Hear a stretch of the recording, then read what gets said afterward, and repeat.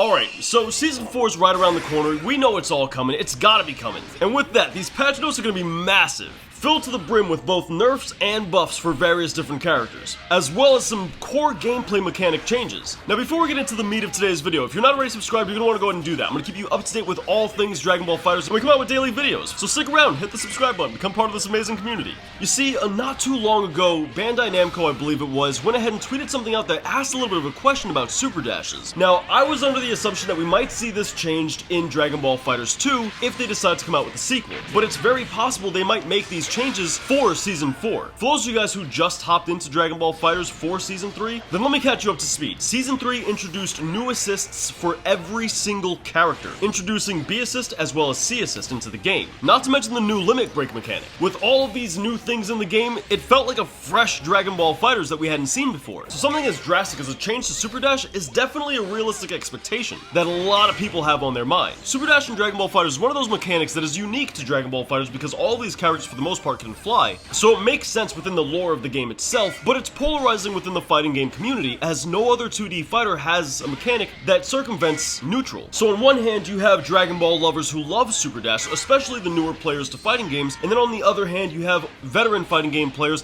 that are pretty on the fence about it, or they flat out hate it. But aside from the Super Dash changes, man, we gotta expect some changes to characters as well. So starting off at the top of the list, man, I gotta go ahead and hit UI Goku with some nerfs. Personally, can I just say the hitbox on this dude's light attack has got to be shortened? I'm all in favor of characters having really strong tools, especially if that's their specialty, like something like Super Broly's command grabs or Piccolo's absurd pressure. Like, all of those things are okay with me because they specialize in those areas. But UI Goku has so many tools at his disposal to where the dude doesn't really need a light attack that practically hits a full screen.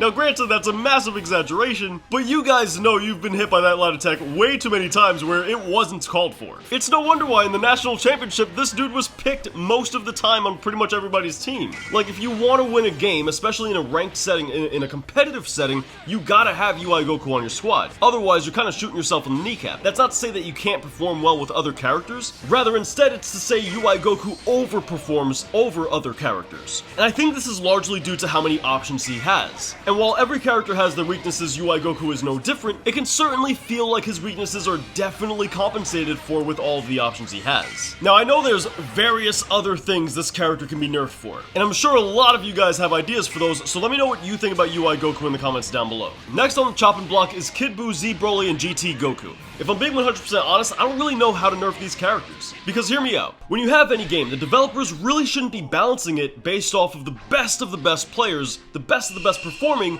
of that game. Because at that point, it's going to be completely unbalanced and unfair for anybody who's not at that skill level, which if we're being honest, the best of the best in anything is always like the top 1%. Because the normal average player is never going to get to that potential. They're never going to play the character like that. At the same time, you also can't balance and patch a game based off of the worst players, because you'll run into the same exact issue, just opposite. So you need to find that sweet middle ground. As a result, I don't know how to patch Kid Buu. I know he's got like a bunch of ways to mix people that can result in 4-way mixes, something that's practically impossible to go ahead and block. And I can definitely see them getting rid of a couple of those options. The character would still be fine, they'd still be top tier for sure, but when it comes to Z Broly, I've seen the argument that people say that his armor should be nerfed. I don't know how you nerf Z Broly's armor in a way that doesn't take away his identity as a character. People have gone on record saying take the armor off the normal moves, like your light and medium especially. And while I can see that makes a lot of sense, especially on paper, but given how long-reaching this guy's normals are, and also seeing as how big he is, taking the armor off those moves immediately makes him a really easy target that can be hit out of anything he goes ahead and tries to do.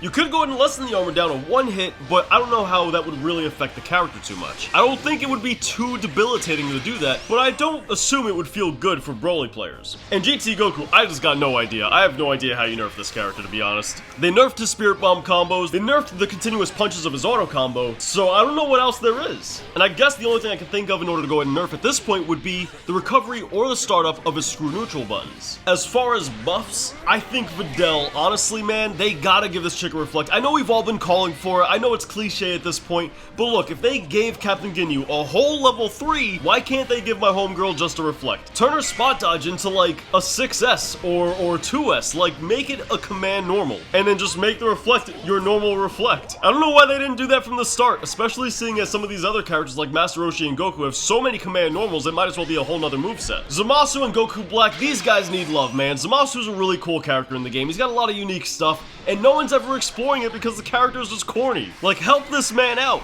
Now, this is just my thoughts on the topic, but we have a whole roster of characters I didn't talk about in today's video, so in the comments down below, let me know what nerfs and buffs you think should be coming to the game for Dragon Ball FighterZ Season 4. And if you don't want the fun to stop here, be sure to check out this video here on the left-hand side. If you haven't seen this one already, it's one of my favorites as of recent time, and the ending of this one is hilarious. And the video on the right, that's one YouTube thinks you'd like. If you enjoyed today's video, remember to hit the like button, it helps out a bunch, and if you're new here, feel free to subscribe for daily Dragon Ball FighterZ content and a community that loves the game just as much as you do. I'll catch you guys tomorrow, but until then, have yourselves a wonderful day.